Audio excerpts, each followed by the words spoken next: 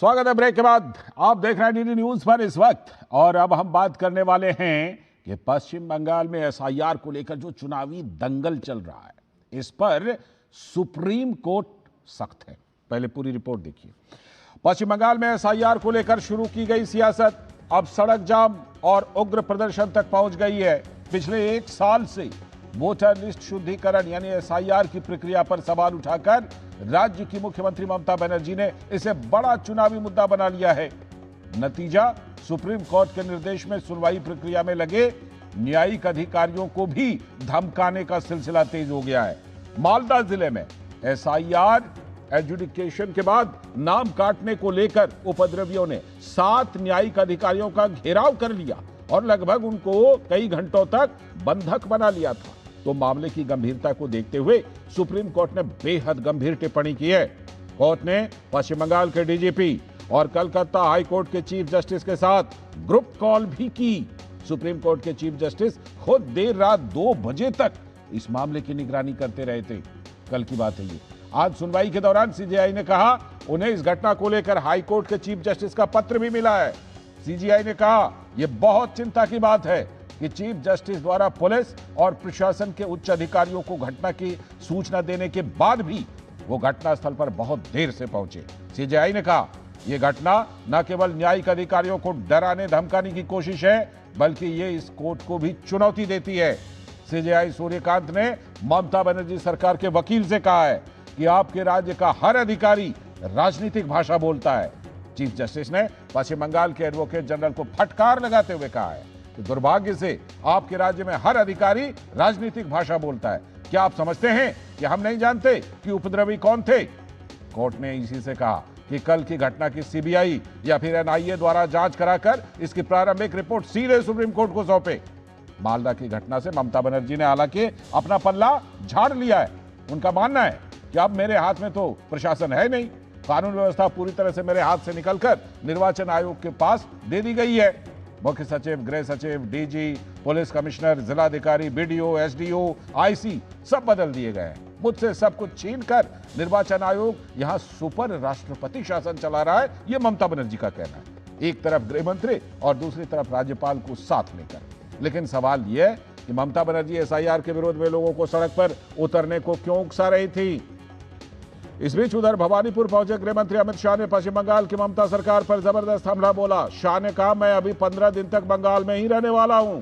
हर जगह एक ही आवाज है कि इस सरकार को बदल दो, ममता बनर्जी को टाटा बाय बाय कर दो। पश्चिम बंगाल से ममता बनर्जी की विदाई इस बार तय है। रक्त रंजित चुनाव का पश्चिम बंगाल में पुराना इतिहास रहा है। मालदा की घटना चुनाव आयोग की बड़ी चुनौती है। ममता बनर्जी हर हाल में एसआईआर के इर्द गिर्द ही मुद्दे को रखना चाहती है। अब देखना यह कि बीजेपी आम लोगों के मुद्दे को लेकर जनता के बीच कैसे जाती है और यह मुद्दा जनता कैसे लेती है। तो पश्चिम बंगाल की मुख्यमंत्री ममता बनर्जी का इस पर सफाई जो आया, उन्होंने कहा अब तो कानून व्यवस्था मेरे हाथ में है नहीं। सुनिए उनकी बात। लॉ एंड ऑर्डर টোটালটাই আমার হাত থেকে কেড়ে ইলেকশন কমিশন হাতে নিয়েছে, আর ওরা হোম মিনিস্টার অমিত শাহর কথাই চলে, আমার কথাই চলে না। আমার হাত থেকে সব ক্ষমতা কেড়ে নিয়ে ইলেকশন কমিশন এখানে সুপার রাষ্ট্রপতি শাসন চালাচ্ছেন। একদিকে হোম মিনিস্টার আর একদিকে রাজ্যপালকে ডেকে নিয়ে। কালকে যে ঘটনা মালদায় ঘটেছে জানি না কারা করেছে, কিন্তু আমার কাছে কেউ কোনো খবর দেয়নি। वहीं भाजपा के नेता दिलीप घोष ने कहा कि पश्चिम बंगाल में जो भी हो रहा है तो अब जनता ही टीएमसी को जवाब देगी और हटा देगी। कलियाचक की जो घटना हुई है ये पहली बार नहीं है। इसके पहले भी कलियाचक में पुलिस थाना जलाया गया था। पुलिस बेचारा भागे थे लुंगी पहन करके। वहाँ 10-5 किलोमीटर के बाद बांग्लादेश बॉर्डर है। हजारों की संख्या में घुसपैठिया आते हैं, सोना आता है, गाय तस्करी सबसे ज़्यादा होता है, सबसे ज़्यादा माफिया वहीं है। हमेशा कानून व्यवस्था की समस्या रहती है और टीएमसी इन लोगों को मदद करता है। आज भी जो हो रहा है वहाँ बहुत चिंताजनक है, उसको बंद करना पड़ेगा, नहीं तो वहाँ चुनाव साफ नहीं हो पाएगा। तो वहीं भाजपा के वरिष्ठ नेता अमित शाह ने ममता सरकार को घेरते हुए कहा है कि जल्द ही जनता टीएमसी को टाटा बाय बाय कर देगी। उत्तर बंगाल चाहिए, हर जगह पे एक ही आवाज है, इस सरकार को बदल दो, ममता बनर्जी को बाय बाय टाटा कर दो। पूरे बंगाल की जनता मांग कर रही है कि महान पश्चिम बंगाल के अंदर अब परिवर्तन होना चाहिए। तो जनता जिसको चुनेगी उसको लाएगी, जिसको नहीं चुनेगी उसको टाटा बाय बाय करेगी। लेकिन सवाल यह है कि इस बीच में इस तरह की घटनाएं क्यों घट रही हैं, जैसे मालदा में घटी। इसी पर बात करने के लिए हमारे साथ डॉक्टर कौशल कांत मिश्रा जी, भारतीय जनता पार्टी के प्रवक्ता, बहुत बहुत स्वागत कौशल जी। साथ में हमारे साथ मोहम्मद एरशामुल हक साहब, जो कि राजनीतिक विश्लेषक और टीएमसी के समर्थन में मजबूती से बात रखते हैं, स्वागत। और हमारे सलाहकार संपादक विनोद मिश्र जी यहीं पर हमारे साथ स्टूडियो में हैं। विनोद जी, जिस तरह की घटना मालदा में घटी है और उस घटना के बाद सर्वोच्च अदालत की जो टिप्पणी आई है पश्चिम बंगाल को लेकर, ये मुझे लगता है चुनाव होंगे, चुनाव का नतीजा बाद में आएगा, ये एक अलग बात है। ये तो अभी जिस तरह की सख्त टिप्पणी सुप्रीम कोर्ट ने और मुख्य न्यायाधीश ने, प्रधान न्यायाधीश ने की है, सबसे पहले तो मुझे लगता है उसी के समाधान की जरूरत है। सबसे पहले तो उसी पर बात होनी चाहिए। विनोद जी। लाल जी, सच में ये जो घटना है, मुझे लगता है कि हिंदुस्तान में, और सबसे बड़ी बात है कि इस लोकतंत्र को कलंकित करने वाली घटना है। लोकतंत्र की कलंकित करने वाली घटना को आप इस तरह से समझ सकते हैं हम लोग कि आप ये देखिए कि न्यायिक अधिकारी जो हैं, जुडिशियल ऑफिसर्स, उसमें 3 महिलाएं, और उनको 8 घंटे से ज़्यादा एक तरह से बंधक बना के रखा गया था। ये एक तरह के, आप ये सोचिए कि मालदा जैसे इलाके को ऐसा किसने बनाया कि ये 7 जजेज इसलिए वहाँ पे जो एडजुडिकेशन की केस सुनवाई एक साथ कर रहे थे क्योंकि उन्हें डर था कि वो अलग अलग जगह पे नहीं कर सकते हैं। ये हालात देखिए, और उनको कैसे निकाला गया, ये भी आप इस घटना की चश्मदीद अपने इसमें विजुअल में देख सकते हैं। तस्वीरें देखिए कि उस पर पत्थरबाजी लगातार होती रही थी। ये किसने बनाया ऐसा? किसने इन चीजों के लिए वहां पे लोगों को इंस्टिगेट किया, खड़ा किया कि वोट कटने से क्या किसी की नागरिकता खत्म हो जाती है? वोट कटने से क्या किसी को राशन मिलने का बंद हो जाता है? उनके सारे अधिकार छीन लिए जाते हैं? तो ये सीएम ममता बनर्जी को तो इस बात का जवाब देना चाहिए कि इस तरह का वायलेंस के लिए ये किसने ये ग्राउंड तैयार किया है। आज सारे लोग जानते हैं कि एसआईआर के प्रक्रिया में अब इलेक्शन कमीशन का कोई लेना देना नहीं है। ये सीधा सीधी जुडिशियल प्रोसेस है।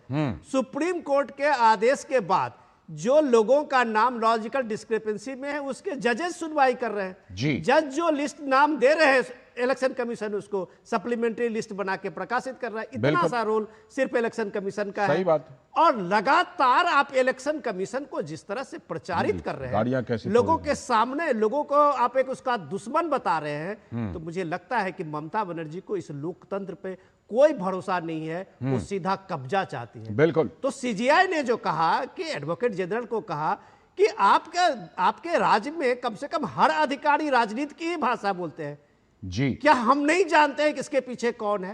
ये सीजीआई कह रहे हैं। बिल्कुल। तो आप समझ सकते हैं कि ये आज ममता बनर्जी चाहे जो भी ये बहाना ले लें कि उनके हाथ में अब कुछ नहीं है, ये हर इलेक्शन में, अभी तमिलनाडु के सीएम क्या कहेंगे, वहां कोई वायलेंस हो जाए तो क्या कहेंगे, हम कुछ नहीं है।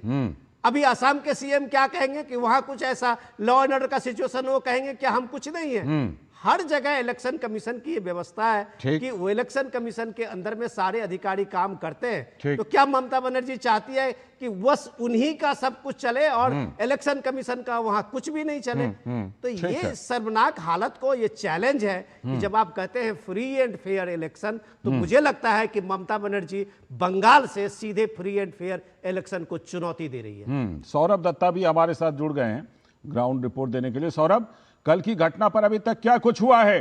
क्योंकि जिस तरह से देर रात तक प्रधान न्यायाधीश खुद मॉनिटर कर रहे थे, कल देर रात तक, आज बहुत ही सख्त टिप्पणी आई है मालदा की घटना को लेकर। क्या कुछ हो रहा है घटना में? अभी तक क्या अपडेट है और क्या कहना है विशेष रूप से टीएमसी की सरकार, ममता बनर्जी का, मुख्यमंत्री ममता बनर्जी का? अपडेट देता हूं पहले, लेकिन एक 27 सेकंड का एक वीडियो आया है जी, उसका मैं ऑडियो आपको सुनाता हूं। ऑडियो आ जाएगा। Please communicate it to register, sir.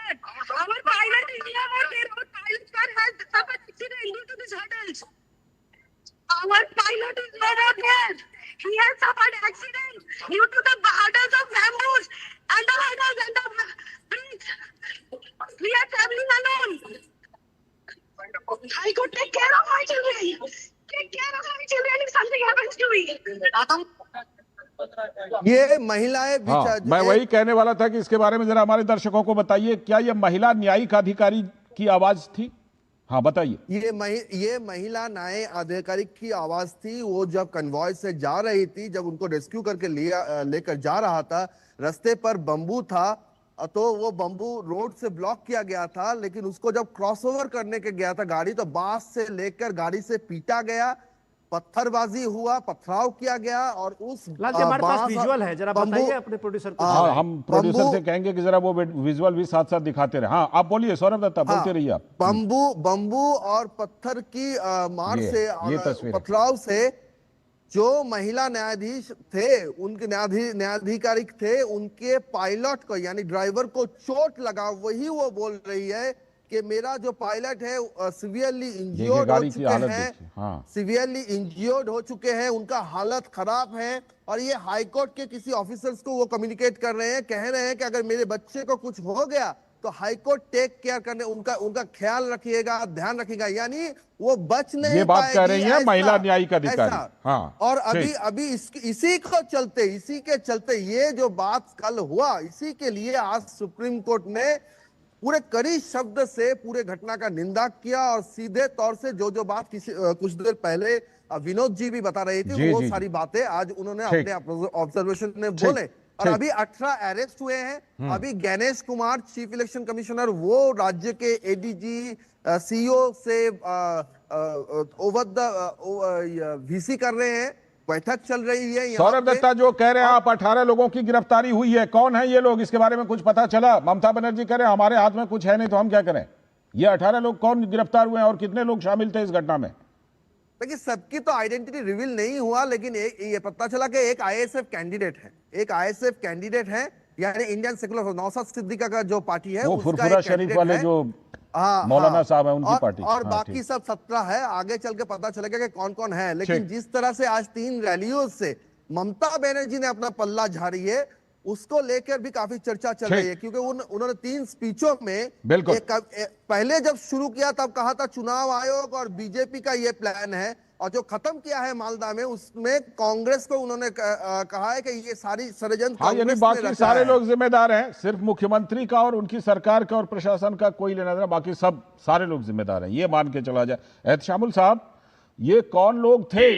और एहतशामुल साहब जरा ये बताइए कि जब राज्य की मुख्यमंत्री ये कहती हैं कि एसआईआर वाले जब आएंगे नाम आपके काट देंगे, घर में, रसोई घर में जहां जो हथियार मिले, बर्तन मिले, जो कुछ मिले उसको लेकर हमला करना है, इस तरह की भाषा अगर एक मुख्यमंत्री की होगी तो ऐसी घटनाओं का घटना स्वाभाविक नहीं कहा जाएगा? एहतशामुल साहब देखिए लालचंद जी, सबसे बड़ी बात है कल की जो घटना, जो 8 घंटा मालदा के कालियाचक में या सुजापुर इलाके में जिस हिसाब से रास्ता के बीच में जो लोग थे, वो आक्रोश था लोगों का, इसलिए कि वो जितने भी लोग थे उनका एसआईआर के माध्यम से नाम काटा गया है, उनका कहीं भी कुछ हो नहीं रहा है। इसलिए जनता कहाँ जाएगी?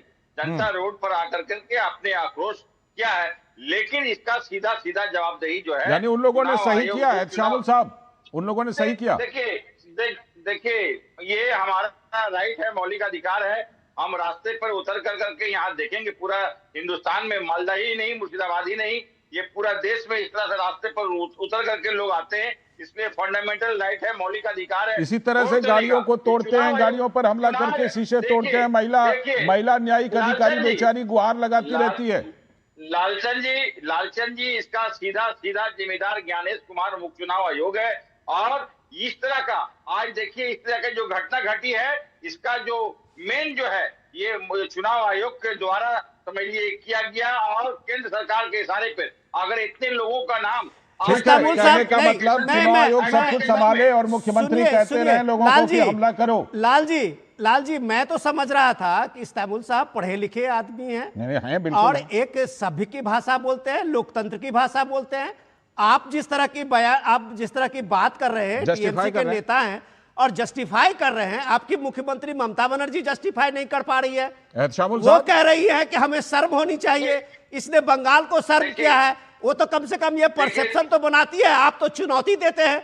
आप क्या कहना चाहते हैं कि लोगों के वोट कटेंगे, लोगों के वोट कटेंगे तो आप जजेस को डराएंगे? ये आप जो बता रहे हैं लोगों को, आप इस डेमोक्रेसी में धमका रहे हैं कि मालदा में 70% एक खास वर्ग के हैं तो जो चाहेंगे वो करेंगे। आप चुनौती दे रहे हैं राज्य को, आप चुनौती दे रहे हैं शासन को। देखिए शामुल साहब, आप क्या बात कर रहे हैं? शामुल साहब, आपने कहा देश भर में होता है, ऐसी तस्वीरें आती है, थोड़ी सी मर्यादा रखिए। देखिए हर जगह आप एक सुप्रीम कोर्ट ने जो कहा है, आप चुनौती करने की बात है और आप जस्टिफाई कर रहे हैं कि लोग क्या करेंगे। देखिए विनोद जी, मैं आपको बोल रहा हूँ, ये सीधा सीधी। अरे आप तो थोड़ा शर्म नहीं कर पा रहे हैं महाराज, आप थोड़े से शर्म कीजिए। आयोग इसकी जिम्मेदारी बनती है। आप लोगों को कहना, आप लोगों के, आप पढ़े लिखे लोग हैं, आप कह सकते हैं कि भाई कानून को हाथ में लेने का अधिकार किसी को नहीं है। और आप कह रहे हैं कि लोग करेंगे क्या, लोगों के वोट कटेंगे तो क्या वो जजेस को धमकाएंगे? और इस तरह तोड़-फोड़ करेंगे, बेशर्मी, बेहयाई की बात है। देखिए उन्होंने सड़क पर आकर के अपना आक्रोश किया है, इस तरह से आवाज उठाया है। इस तरह से देखिए, इस तरह का लोग कहां पर क्या करेंगे, सड़क पर जाकर के उन्होंने आवाज उठाई है। अरे वो जजेस को घेरे हुए थे, 7 जजेस को 8 घंटे तक बंधक बना करके रखा, फिर तोड़-फोड़। विनोद जी, फिर तोड़-फोड़ देखिए किस तरह की है। बंधक बनाना सही नहीं है। आप लोगों को, आप लोग पढ़े लिखे लोग हैं, समाज को लीड करते हैं और इस तरह की भाषा, आपकी बात क्या पूरी करवाए हैं शामुल साहब? आप तो जस्टिफाई कर रहे हैं। आप पूरी बात सुनिए शामुल साहब, आप तो जस्टिफाई कर रहे हैं घटना को। मैंने इसकी, ये जो घटना घटी है, इनको जो 7 लोगों को जो इस तरह का 7 घंटा तकीद किया गया, उसकी मैं मजम्मत करता हूँ, उसकी मैं निंदा करता हूँ। अच्छा, उसकी मजम्मत कर रहे हैं, गाड़ियां तोड़ना सही ठहरा रहे हैं क्या? लेकिन सबसे बड़ी बात है, इतने लोगों का मालदा में, बंगाल का सबसे ज्यादा समझ लिए लोगों का नाम कटा है, तो 12 लाख लोगों का कटेगा, बिल्कुल कटेगा। अगर डॉक्यूमेंट में कमी रहेगी तो कटेगा। आप अपने प्रोसेस में जाइए, जुड़वाइए जाकर, कटेगा। डॉक्यूमेंट में कोई ना कोई कमी है, इसीलिए कटा है, कटेगा। इसके लिए तोड़-फोड़ करेंगे, इस तरह से बंधक बनाएंगे। डॉक्यूमेंट में कमी नहीं है, कोई में कोई कमी होगी तभी तो कटा है। क्यों कटा है, उसका एक्सप्लेनेशन लीजिए।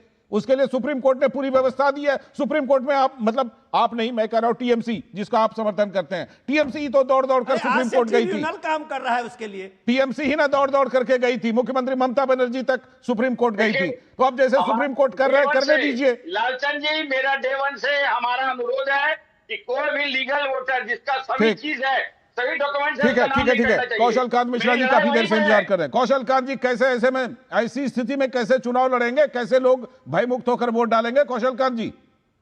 लालचंद जी, पूरा देश देख रहा है, आज चीफ जस्टिस ने भी देखा, आज का वो तो कल रात 2 बजे तक देखा उन्होंने, और जिस तरह से एहतसामुल हक बैठ करके यहाँ पर उनके खिलाफ एक शब्द नहीं बोले, उनके साथ खड़े हो रहे हैं।